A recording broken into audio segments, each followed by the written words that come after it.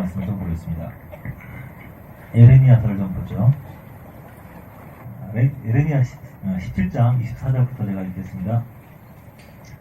나 여호와 말하노라. 너희가 만일 삼가 나를 청정하여 안식일에 짐을 지고 이 성문으로 들어오지 아니하며 안식일을 거룩히 하여 아무 일이든지 하지 아니하면 다윗의 위에 앉는 왕들과 방백들이 병거와 말을 타고 이 성문으로 들어오되 그들과 유다 모든 백성과 예루살렘 거민들이 함께 그리할 것이요 이 성은 영영이 있을 것이며 사람들이 유다 성읍들과 예루살렘에 들린 곳들과 베냐민 땅과 평지와 산지와 남방에서 이르러서 번제와 희생과 소제와 유산과 감사의 희생을 가지고 여호와의 집으로 오려니와 너희가 나를 청정치 아니하고 안식일 거룩해 아니하여 안식일 짐을 지고 예루살렘 문으로 들어오면 내가 성문에 불을 놓아 예루살렘 궁장을 삼키게 하리니 그 불이 꺼지지 아니하리라 하셨더라.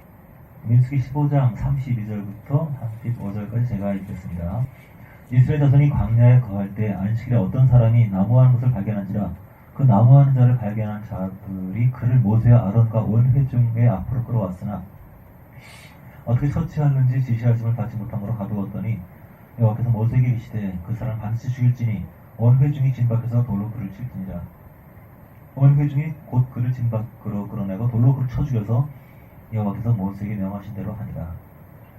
제가 어느 정도 좀 초기에 한 6개월밖에 안 돼서 신앙의 중심적인 원리들을 좀 많이 얘기하고 있는데 저는 그 오후 시간 이렇게 설교를 딱히 하게 원치 않고 성경만 읽고 싶어요. 제일 좋은 거는 성경을 쫙 읽는 겁니다. 어느 정도 중심적인 것이 더 나왔다 싶으면 이제 성경 읽을 겁니다. 시작하기 전에 몇 마디 얘기하고 몇 마디가 간단하지 않겠지만 그리고 그 다음에 이제 성경을 쭉 읽을 겁니다. 창세기부터 계시록까지 계속 읽으면 돼요. 읽고 몇 마디 코멘트하고 성경 자체가 생명과 힘이기 때문에 그렇게 많은 해설이 필요하지 않고 다만 성경을 보는 눈은 좀 열을 필요가 있어요. 왜냐하면 성경에 대한 해석과 오해 때문에 많은 생활이 너무 피폐하고 기본적으로 구약과 신약의 차이를 모르고 성경의 중심이 뭔지 모르거든요. 그렇기 때문에 뭐 야베스는 존귀한 자라 무슨 막 그냥 이런 거를 하는 겁니다. 삼박자 막 이런 거 내용을 살펴봤지. 이걸 성경의 중심으로 보니까 참 곤란한 거예요. 근데 성경은 잘 읽어내려가야 되죠. 나물보다 숲을 보는 것이 필요해요. 성경을 보는 해석에 있어서 제가 한 구절을 하나 읽어줄게요. 갈라디아 4장 말씀을 4장 21절부터 32절까지 제가 읽겠습니다. 내게 말하라. 율법 아래 있고자 하는 자들아 율법을 듣지 못하느냐. 기록된 바 아브라함이 두 아들이 있으니 하나는 계집종에 있어 하나는 자유하는 여기에서 낳았다 하였으나 계집종에서는 육체를 따라 낳고 자유하는 여자에게서는 약속으로 말미암았느니라. 이것은 비유니 이 여자들은 두 언약이라. 하나는 신의 산으로부터 종을 낳은 자니 곧 하가라. 이 하가는 아라비아에 있는 신의 산으로 지금 있는 예루살렘 같으니 저가 그 자녀들을 마음으로 긍도록 하고 오직 위에 있는 예루살렘은 자유자니 곧 우리 어머니라. 기록된 바 잉태지 못하실 거 알아. 28절 형제들아 너희는 이삭같이 약속의 자녀라. 그러나 그때 육체를 따르는 한 자와 성경을 따르는 자와 빵과 같이 이제도 그러하도다. 그럼 성경이 무엇을 말하느냐. 계집종과 그 아들 내어 쫓으라. 계집종의 아들이 자유한 여자의 아들로 더불어 유업을 얻지 못하려 하였느니라. 그런 형제들 우리는 계집종의 자녀가 아니요 자유한 여자의 자녀니라. 자, 구약의 사건을 보는 바울의 관점을 보세요. 아브라함이 두 아내가 있어요. 두 아들이 있어요. 계집종 그리고 자유 진짜 정실 부인. 이런 역사를 가지고 하나는 신의 산으로 종을 낳은 여자다. 한 여인은 예루살렘에 있는 자유자다. 한 사람은 약속의 자녀다. 한 이스마엘은 종의 자녀다. 구약 역사를 가지고 영적 해석을 하지 않습니까? 이거는 하나의 그냥 사건이 아니라는 거예요. 그냥 사건이 아니라 그냥 사람이 아니라 어떤 사람의 특성이라든가 이 사람의 성적인 장점이 이거 관점은 이거고 뭐 이런 일을 했고 이런 관점이 아니라 구약에 나타나는 모든 사건은 하나하나가 영적인 원리를 설명해지는 사연이라는 거예요. 우연이 아니고 왜 이렇게 했다. 어떤 나쁜 놈 현대의 어떤 그 상식이라든가 어떤 윤리 도덕의 관점에서 이렇게 본 것이 아니라 이 모든 것이 영적인 원리를 설명해지는 하나의 그림자라는 거예요. 성경의 그림자. 이 그림자, 이 원리를 알지 못하고 문자에 있으면 오늘날의 중도전쟁처럼 중도전쟁 세계의 평화를 엉망으로 만들지 않습니까? 말씀을 문자로 알고 구약의 실제를 알지 못하게 되면 정말 그 하나님의 실상을 알지 못하고 영적인 자유, 회방을 알지 못하고 그냥 종교인이 되는 거예요. 그래서 해석이 중요하다는 겁니다. 자, 성경에 나타난 모든 힘은 예수입니다. 구약에서 가르친 모든 것은 예수예요. 예수의 오심. 요셉을 보면 형제가 12이죠. 예수님 제자도 12이고 형제의 잘못을 지적하다가 형제들 미움받은 것처럼 예수님도 바리새인 세간의 잘못을 지적하다가 미움받았고 요셉이 이방인에 끌려간 것처럼 예수님도 이방에 끌려갔고 요셉이 죄수값 연자리 20냥 예수님은 30냥 그동안에 물가 상승률이 똑같이 죄수값인데 50%밖에 안 올랐네요. 요셉은 감옥에 가고 예수님은 감옥 십자가에 달리고 감옥에 두 죄수가 있고 십자가에 두 강도가 있고 두 죄수가 꿈을 꿨는데 한 사람은 몸에 달리고 한 사람은 나쁜 공부고 한 강도는 구원받고 한 강 떨어지고 요셉은 감옥에서 나가서 바로 앞에서 애국 전체를 다스리고 예수님은 아버지 보좌 옆에서 중벌 세상을 다스리고 모든 것이 다 그림이죠. 요셉의 삶이 다 예언이죠. 모세를 보세요. 모세가 태어날 때 아이들이 죽임을 당했어요. 많은 아이들이. 예수님도 태어나기 전에 두 살 아래에 많은 아이들이 죽임 당했죠. 모세가 바로 왕이 잡아 죽이려고 한 것처럼 예수님도 헤로드 왕이 잡아 죽이려고 해서 모세가 도피한 것처럼 예수도 피하고 예수의 사역과 모세의 사역 예수님도 사람들을 하나님께 이끌고 모세도 사람들을 하나님께 이끌다가 마지막 때 가나안에 들어가지 못하고 모세는 나는 여기서 멈춘다. 내 뒤에 여호수아가 내 뒤에 있는다. 예수님은 내가 떠난 것이다. 너에게 유익이다. 내 뒤로 보혜사가 올 것이다. 그래서 나의 사역을 이어갈 것이다. 성경의 모든 사람, 모든 사건, 모든 일들은 오직 한 가지 예수를 얘기합니다. 예수의 오심을 말합니다. 우리는 성경에서 어떤 그 철학, 처세, 어떤 지식을 얻는 것이 아니라 예수를 알고 예수의 사로잡히는 한 가지를 얻는 거예요. 선지자, 왕, 제사장 그 모두는 오직 예수를 말하는 겁니다. 구약은 실패를 그렇게 했어요. 구약은 다 망하고 죽는 겁니다. 구약은 그 실제가 아니에요. 그림자예요. 구약이 쓴 애굽에서 가나안까지 갔죠. 그 다음에 왕정 시대가 왔어요. 하지만 다시 나라가 갈라지고 아스르에 멸망하고 또 바벨론이 멸망하고 나중에 애굽을 가지 말라 그랬는데 억지로 탈출했던 그 애굽으로 다시 에레미야 말대로 돌아가는 비참한 멸망으로 끝납니다. 실패로 끝나요. 그러다가 포로 시대가 열렸다가 부분적으로 예언자가 있다가 나중에는 그것마다 끊겨가지고 400년 동안 하나님의 완전한 침묵, 완전한 반절, 완전 흑암으로 아무런 소망 없는 그 상태에서 끝나고 예수가 오셨어요. 이게 구약이에요. 구약의 얘기는 뭐냐면은 뭘 해도 안 된다는 거예요. 나는 끝이라는 거예요. 뭘 해도 많은 선자가 있었지만 한 사람도 겁나지 않았습니다. 많은 하나님의 능력의 사람이 있었지만 아무도 변하지 않았어요. 아무도 다 비참하게 죽고 끝난 것이 구약입니다. 그래서 끝났기 때문에 이제 새 언약이 온 게 예수예요. 예언보다 권능보다 지식보다 어떤 것보다 엄청난 그분이 직접 우리 안에 오셔서 영원토록 우리 심장 안에서 우리를 이끌어 가시는 이것이 신의 민수기 예레미야 10장 제가 다시 읽습니다. 이거는 좀 엄숙하게 읽어집니다. 나 여호와가 말하노라. 너희가 만일 땅과 나를 청정하여 안식일에 짐을 지고 이 성문으로 들어오지 아니하며 안식일을 거룩게 하여 아무 일이든지 하지 아니하면 너희가 나를 청정치 아니하고 안식일을 거룩게 아니하고 과자나 팔고 도시락이나 팔고 안식일에 짐을 지고 예루살렘 문으로 들어오면 내가 목소리 잠깐 불러와 파이어 예루살렘 궁전을 삼키게 하리니 그 불이 꺼지지 아니하리라. 활활활활활 하리라. 무서워 안 무서워? 어디서 이빨을 거기서 간대가 부어가지고 이 폐역한 이제 안 속는구나. 이렇게 얘기하시는 분이 많이 있어요. 그래서 지금 안식일에 어렸을 때 막 버스만 타도 안 됐어요. 걸어가야 된다 그러고 도서도 안 되고 그래가지고 그래서 봉사에도 이렇게 뭘 다 먹지 못하고 돈 나중에 냈습니다. 그냥 외상으로 먹고. 하여튼 그게 그거잖아요. 하여튼 돈을 안 냈다고 나중에 줬다고 이렇게 후불. 구약의 행위로는, 율법으로 행위로는 아무도 구원받을 수가 없고 아무도 주님께 갈 수가 없어요. 그게 도저히 안 되기 때문에 주님이 오셨는데 아직도 그 식으로 안식일이에요. 구약에는 일주일에 한 부분 지키면 남은 날은 막사가 됐었어요. 10분의 7조, 10분의 9는 낼 거예요. 근데 지금 신앙은 그런 개념이 아니에요. 10분의 1을 드릴 수 있어요.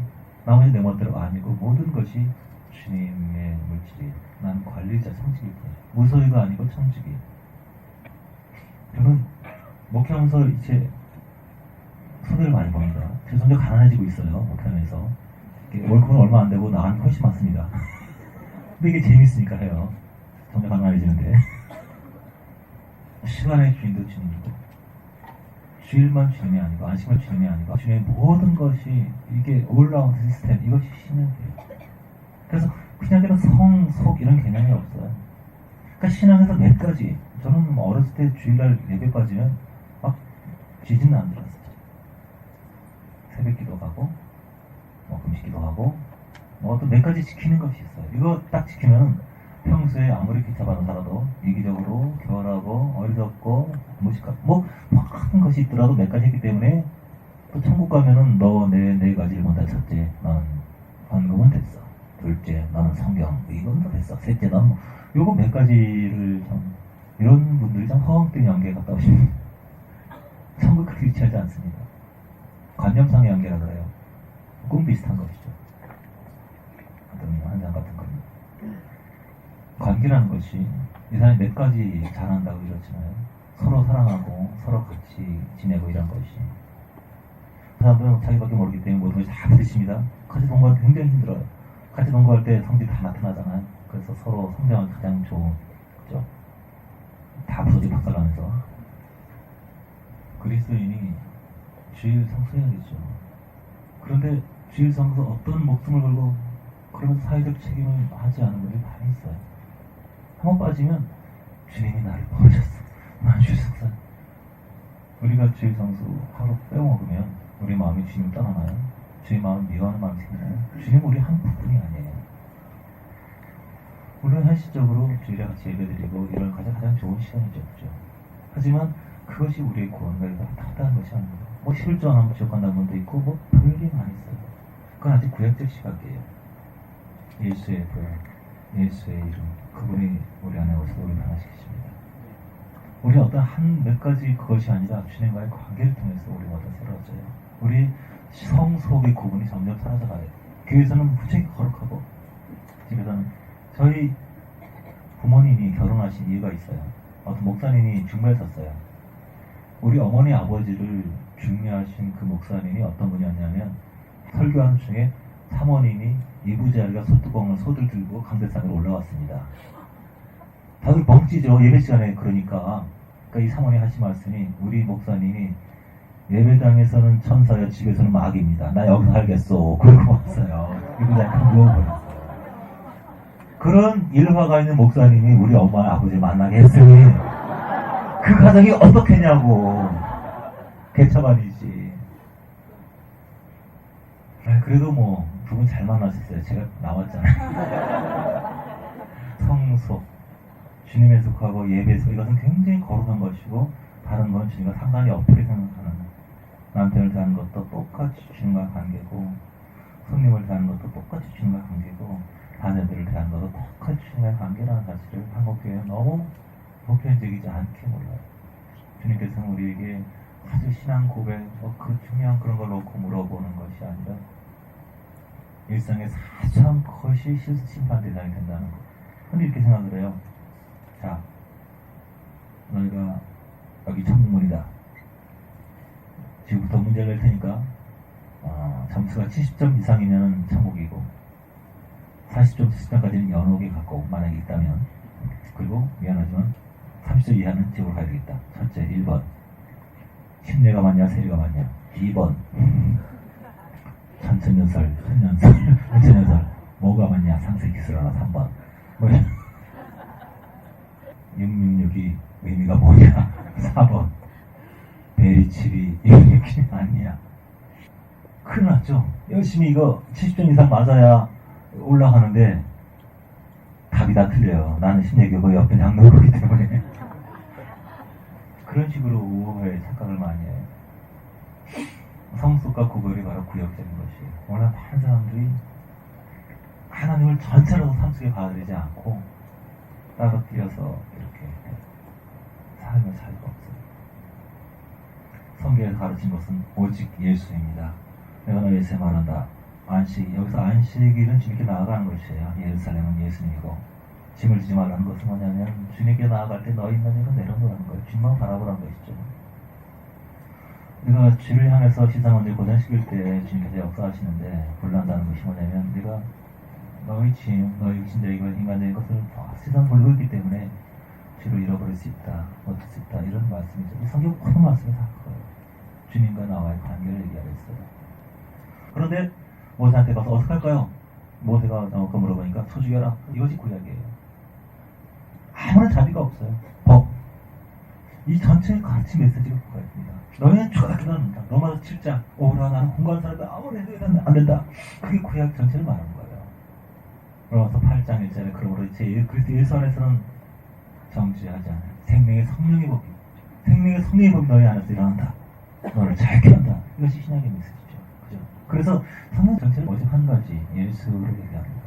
예수. 이 전체가 창세기부터 계시록까지 계속 예수의 영, 예수의 향기, 예수의 흐름, 그 예수를 가르칩니다.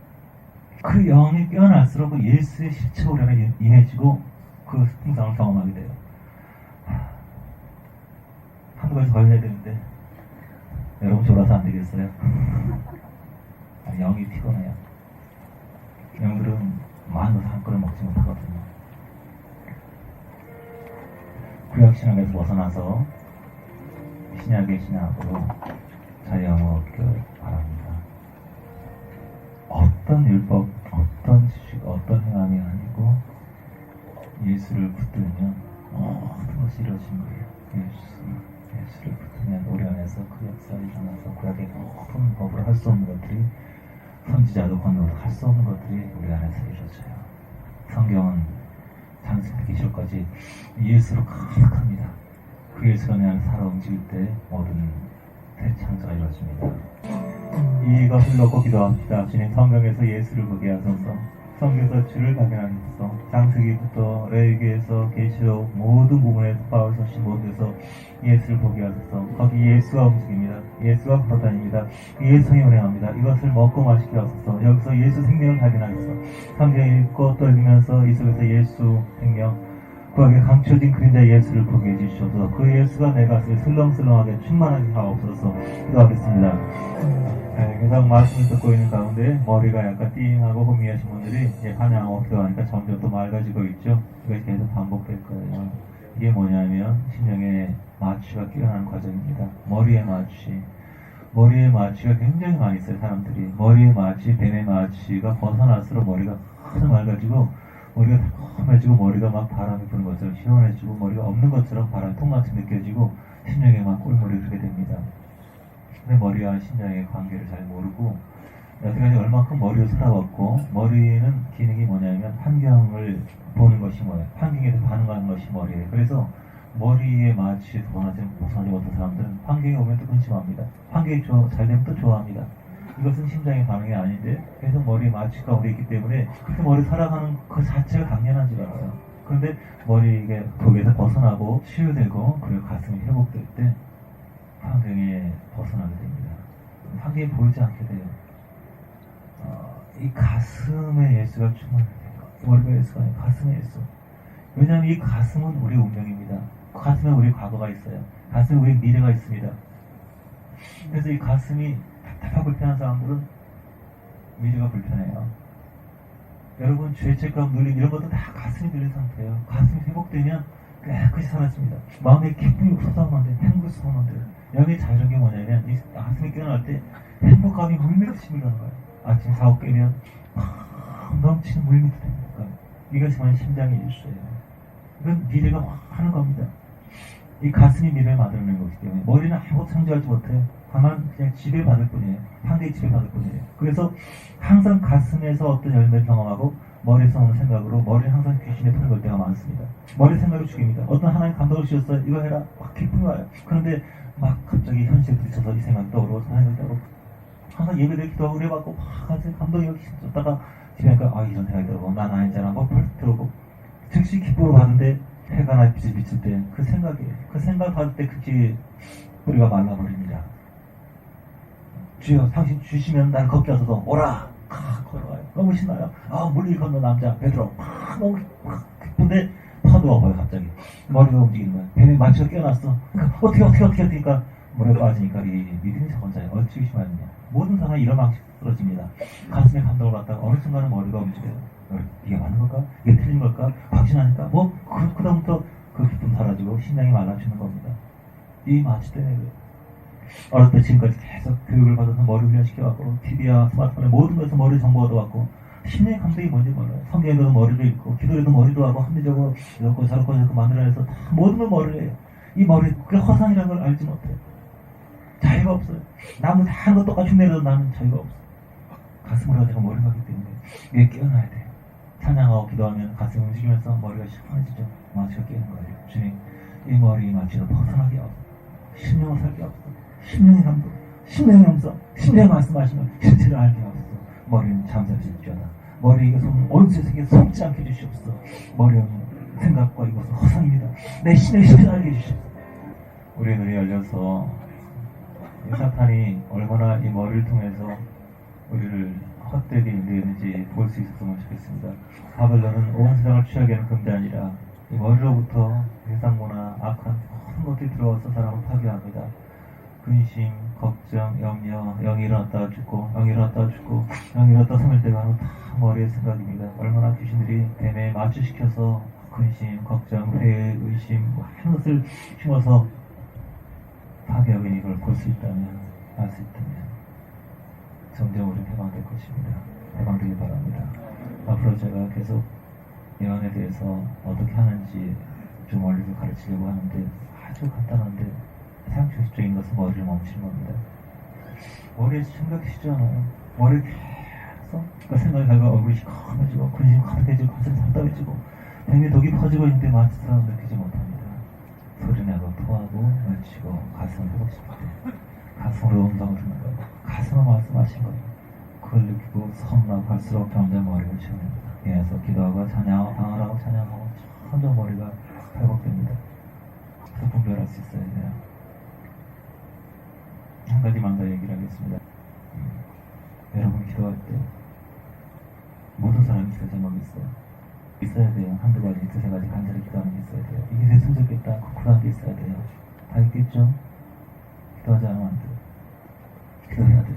그런데 기도 응답의 지연을 기도해야 돼요. 빨리 응답되고 기도하지 마세요. 많은 사람이 빨리 달라고 막 기도를 많이 해요. 좋지 않은 기도예요. 왜냐하면 기도 응답의 지연의 이유가 있어요. 기도의 경제성을 천만에 강조해. 어떤 사람 성기도 싫답니다. 막 기도하자마자 막 되는. 주님이 뭐라 그런지 아세요? 너는 내가 같이 있는 게 그렇게 싫으냐? 나와 같이 얘기하는 것이 그렇게 싫으냐? 나는 그냥 수단이냐? 나는 도구일 뿐이냐?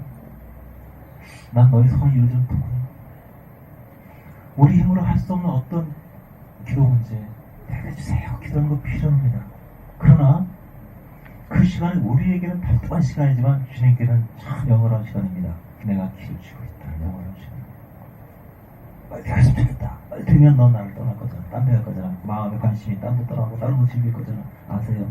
그렇기 때문에 가급적이면 조금 더 천천히 응답하시고 그 기도응답이 지연되는 순간은 하나님을 악마하는 시간이고 하나님 주권이 드러나는 시간이에요.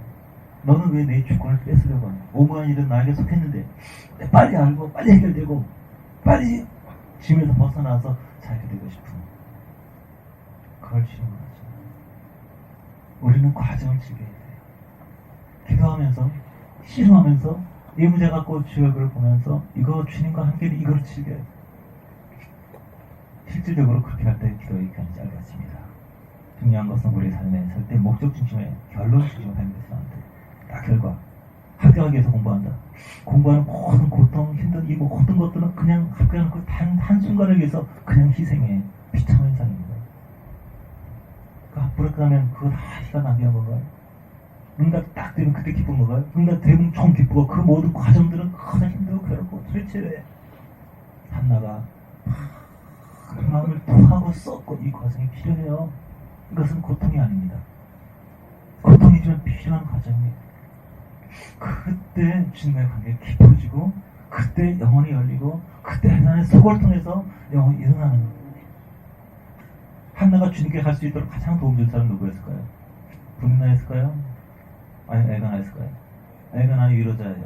비나는 막 뒤집어놔요. 가슴 깊보다 찌르는 가슴 심장을 굽혀박는 그런 사람이에요. 다윗을 하나님께 가장 잘 이끈 사람이 사울이었어요. 엘가나보다 분이나가 그 사람을 하나님께로 인도했어요. 우리는 다 엘가나를 찾아요. 나를 위로한 사람, 나를 잘해주는 사람, 나를 받아주는 사람. 그러나 나에게 그렇게 큰 영적 성장을 주지 못합니다. 내 가슴 집어넣고 기도하지 않을 수 없게 만드는 그 사람이 나를 하나님께 이끌어가요. 그 고통의 과정을 지켜야 돼요. 다윗이 사울의 무덤 앞에서 막 통곡했어요. 엄청나게 통곡했어요. 오라 아름다운 사람들이여, 아름다운 형사들이 죽었다. 그러면서 마음 찢고 있었을 거예요. 우리가 당신이 아니었으면 나는 이 자리에 오지 못했을 겁니다. 나도 예전에 권능을 받고 은사를 받고 능력을 받고 골리앗을 이겼고 담대한 그거 있었지만 나의 영원 깊은 곳에 피부 깊이 역사하시는 주님을 알지 못했는데 당신을 인해서 알게 됐다. 기가 막히고 하나님의 영광과 그 은혜를 알게 됐다. 당신 나의 원수였고 나를 괴롭혔지만 실상 당신 나의 은혜였다. 문제를 내서 하나님께 시험하면서 감사해야 됩니다. 그리고 빨리 문제 해결해서 도망가는 것이 아니라 이 과정을 주님과 함께 있겠습니다. 문제를 내서 감사합니다. 내 아픈 문제가 있습니다. 그러나 나는 이것을 통해서 주님께 나와서 감사해야 됩니다. 그래서 해결된 다음에 만드는 것이 아니라 지금 이 순간에 만들어요. 지금 이 순간에 없는 거 찾지 말고 지금 이 순간에 하나님 여기 계십니다. 지금 기뻐하고 지금 자유하고 지금 누려야 돼요. 기도 제목이 있지만 그 과정을 지키십시오. 요셉은 막 자기의 삶이 저주스러웠을 거예요. 잘못한 건데 내가 뭐 하는 짓인가? 내가 왜 감옥에 끌려가고? 생각해보니까 그렇게 최단 코스로 하나님의 통로가 될 수 있는 길이 있었나요? 유학을 가려면 아버지의 사랑에서 벗어나야 되는데 아버지 절대 놓지 않을 텐데 쉽게 애굽의 중심부로 유학을 가게 됐어요. 바로 가까이 가려면 총리가 되려면 바로 가까운 사람들을 만나야 되는데 장관들을 만나야 되는데 결과적으로 감옥에서 가장 최단 코스로 만나게 됐어요. 엘리트 코스로 이렇게. 그때는 기가 막히게 일인데 나중에 보면 하나님의 인도와 섭리예요. 우리는 알지 못합니다. 그러나 주님께서 한 걸 없이 우리를 인도하고 있어요.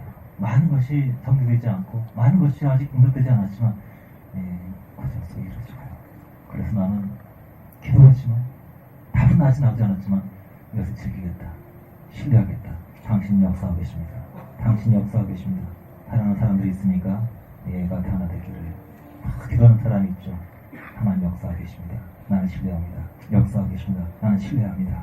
아직 응답되지 않았지만 나는 신뢰합니다. 나는 믿습니다. 이것을 고백합시다. 오늘 여러가지 많은 말씀을 전했습니다. 창백한 신이 아니고 어린아이 기쁨을 누려야 되는 것에 대해서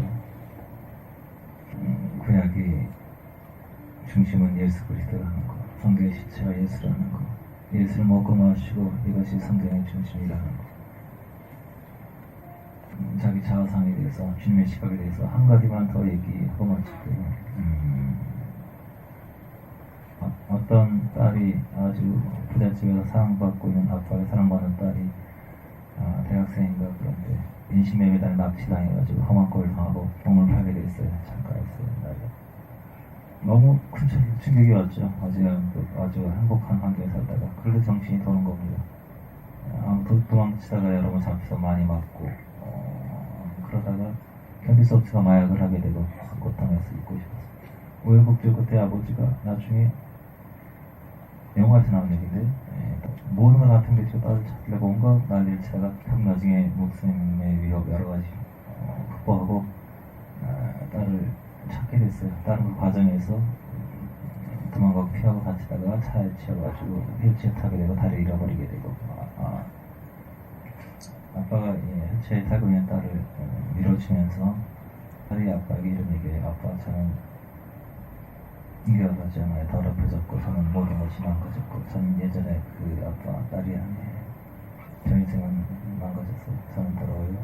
저는 아직도 아빠 딸인가요? 이렇게 물어봐요. 아빠가 울면서 내 딸아, 너는 세계에서 가장 아름다운 순결한 내 딸이다. 넌 그전보다 훨씬 더 아름답고 사랑스러운 내 딸이야. 너는 더럽지 않아. 너는 순결해. 주님께서 항상 우리를 그렇게 보신다는 사실을 실패하고 넘어지고 뒤지고 어떤 모습이라도 주님, 저는 주님을 슬프게 하고 아프게 했어요. 저는 주님의 딸 만나요. 주님의 아들 만나요. 주님의 살때 만나요. 저는 엉망인데요. 너는 세상에서 가장 아름다운 순결한 내 아들이고 내 딸이다. 내가 너를 사랑한다. 너는 너무 아름답고 귀한 사랑스러운 아이라다. 이렇게 주님 말씀하십니다. 그 자성을 마음속에 꼭 간직하세요. 나는 아름답고 귀한 사랑스러운 자죠. 주님이 나를 사랑하신다. 이것을 평생 잊지 마세요. 인생 동안 같이 기도하겠습니다. 주님 감사하고 당신의 시선을 받아드립니다. 이 신앙의 기본 인식을 여러분 꼭 가지시기 바랍니다. 주님이 우리를 사랑하시고 우리는 아름다운 사람입니다. 저는 어렸을 때부터 너무 인생이 피곤했어요. 항상 힘들었던 기억이 나요. 초등학교 때부터 몸이 힘든 건지 마음이 힘든 건지 항상 층계 올라갈 때는 허덕거렸어요. 이 높은 층계 어떻게 올라가나 하다가 쓰러져 집에 누워있을 때도 많고 당신 이럴 때도 많고 대학 다닐 때도 항상 층계를 보면 너무 높아서 어떻게 올라가지 난간 잡고 간신히 목뿐만 아니라 그저 인생의 모든 것이 너무 힘들었어요. 학교 가는 거 너무 힘들고 사람 만나는 거 너무 힘들고 어딜 가든지 항상 때학부터 여름에 어떤 소풍이나 이런 데 가더라도 너무 힘들다. 저기까지 가야 되지. 모든 게 항상 그랬던 생각이 나요. 저는 항상 그래서 기도할 때 보면 기도해야지. 입을 벌릴 수 없던 많은 순간이 있어요. 입도 못 벌리고 기도하다가 졸다가 너무 피곤하고 너무 힘들고 항상 기도하다 쓰러져 자고 교회에서 여기서 자면 어떡하냐고 얘한테 쫓겨나기도 하고 항상 피곤하고 항상 쉬고 싶은 그런데 이것이 단순히 육체의 피곤이 아니라는 걸 나중에 알게 됐어요. 이 마음속에 죄책감 때문에 두려움 때문에 인생은 너무 두렵고 힘들고 무서운 것이다. 나는 아무런 가치 없는 존재다. 근데 하나님 나를 사랑하나 알게 됐어요. 그리고 또 바뀌어지기 시작했습니다. 더 이상 힘들지 않고 재미있고 여러분 아이에게 이걸 가르쳐야 돼요. 인생은 소풍이고 아름다운 것이다. 여러분들이 믿어야 돼요. 인생은 소풍이다. 아름다운 것이다. 나는 아름답다. 주님이 나를 사랑하신다. 광화문에 있는 말씀사에 있는데 가끔 가면 이제 아는 척을 하고 잠깐 얘기하고 그러는데 잠깐 몇몇 그런 얘기 저희 목사님이 저보고 무슨 이세벨의 형이 있다 그러던가 제가 그랬어요. 자학적인 얘기를 많이 하길래 그것도 좋은 말씀이에요. 그것도 자기를 부인하고 좋은 것이고 좋은 신앙의 방향이겠죠. 근데 제가 느끼기엔 그렇지 않아요. 자매님 아름다운 분이에요. 자매님 안에 성령이 거하세요. 그 아름다움을 나지 못했으니 스스로 억지고 주님이 당신 안에서 새로운 일 당신 아름다운 사람이 귀한 사람이라 사랑의 사람이라 몇 마디 안 했는데 한 5분도 안 됐는데 막 올려고 그래요. 정말이에요 그러면서 근데 항상 부정적 자아 갖고 있어 맨날 야단치고 잔소리만 하고 자가 들깨졌다 이렇게 해라 저렇게 해라 맨날 혼만 내죠. 자가 못 깨있으니까 주님이 당신 안에 있고 당신 안에 역사 이루시다. 당신의 아름다운 사랑 주님이 여러분 사랑하시고 우리를 사랑해요. 너무 좋았어. 너무 좋았어. 우리가 나와서 볼 꾸리면 또 왔어. 좋았어. 너무 좋았어. 어쩔 줄 몰라 좋았어. 이것을 알아야 돼요. 그리고 믿고 감사해야 돼요. 그 사랑을 받아들인 것을 믿음으로 의로 여기시고 우리 안에서 풍성히 역사하세요. 점점 우리 안에 새로운 변화가 나타나요. 행복한 인생, 소풍 같은 삶, 천국과 같은 가정 우리 삶에서 이루어질 겁니다. 점점 더 하울의 진이 약해지고 다윗의 집, 주님의 집이 우리 안에서 증거될 겁니다. 여러분 정말 아름다운 사람들이에요. 여러분 정말 사랑스러운 사람들이에요. 더 많은 풍성함이 나타날 겁니다. 아멘. 옆에 사람을 안고 축복해 주세요. 정말 사랑스러운 사람이라고 주님의 사랑하시고 주님의 사랑하시고 주님의 사랑하시고 가치 있는 사람이고 순결한 사람이고 귀한 사람이고 그 역사를 계속 일으키실 거라고 주님의 그 역사를 순결함과 거룩함과 지혜와 신실한 그 역사를 주님 계속 일으키라고 당신은 정말 아름다워 귀한 사람이에요. 주님이 당신 없이 축복 못 사신다고 너무 좋아하신다고. 지금 머리 띵한 사람 많은 거예요. 졸린 사람. 단순히 제 직원이 아니라 머리 마취가 깨어나는 과정이에요. 여러분 은혜 받고 참 좋은 게 뭐냐면 제일 좋은 게 뭐냐면 자는 거예요. 바로 자요. 그러고 나면 의식이 쉬거든요. 이렇게 기쁨으로 받아도 해가 돋아가지고 생각이 자꾸 떠오르기 때문에 해롭게 생각하는 거. 그래서 은혜 받고 팍 자버리면 그래서 쫙 가라앉아요. 그래서 깨어났을 때는 정말 황홀하고 회복돼요. 근데 많은 사람들이 은혜 받고 나서 막 활동을 많이 하기 때문에 생각을 많이 하고 하기 때문에 그렇지 않겠죠. 제일 좋은 거는 교회는 침대를 갖춰야 돼요. 이거 드리고 잠깐 자고 터먹고 이거 드리고 잠깐 자고 터먹고 이거는 아니 짧은 시간에 그냥 왔다 갔는데 어쩔 수 없으니까 그런 날이 오기를 힘 많이 주셨죠? 옆에 사람에게 어깨 좀 주물러주세요. 옆에 사람 고생하셨어요. 아이고 이거 뭐 순수반이네. 아이고 나 가만히 있겠다. 오 왜 안 하려고 하다 보니까